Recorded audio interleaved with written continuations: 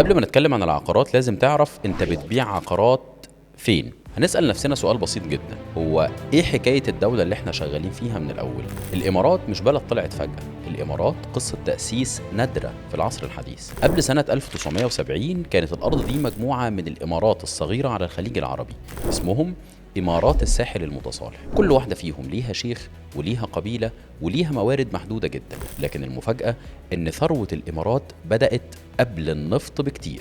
قبل ما يطلع البترول من الأرض كان أهل الإمارات بيطلعوا اللؤلؤ من البحر. في بداية القرن العشرين كانت دبي وأبو ظبي والشارقة مراكز رئيسية لصيد اللؤلؤ، والسفن بتمشي بالشهور في الخليج عشان ترجع بمحار يمكن يطلع منه لؤلؤة واحدة تساوي ثروة. وقبل اللؤلؤ كانت التجارة. خور دبي كان نقطة عبور للتجار من الهند وشرق أفريقيا وفارس، وكانت التجارة البحرية هي اللي بتشغل البلد. وكانت دبي دايما بتفكر بمنطق، نشتغل بإيدينا قبل ما نستنى حاجة تطلع من تحت الأرض.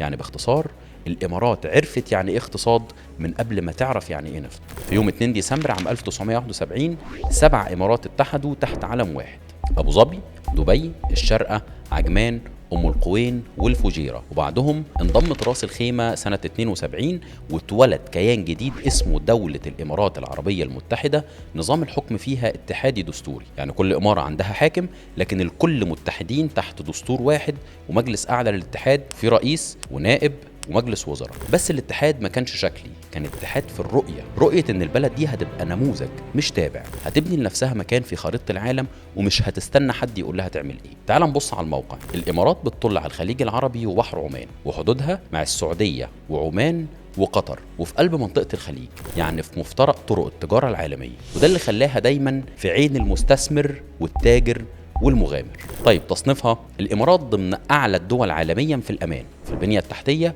وفي جوده الحياه، مش بس في الشرق الاوسط، ده تصنيف عالمي رسمي من جهات زي البنك الدولي جلوبال فاينانس. والبلد دي مش بس غنيه، البلد دي مبنيه بفكر، بلد بتعرف توازن بين الحداثه والتقاليد وبين الحلم والتنفيذ، بين الانفتاح والحفاظ على الهويه. ودي كانت البدايه، من اللؤلؤ للتجاره للنفط للنهارده. والسؤال دلوقتي: ازاي الامارات استخدمت الاتحاد ده عشان تبدا سبق مع الزمن وتكسبه؟ ده ان شاء الله اللي هنكمله في الحلقه اللي جايه.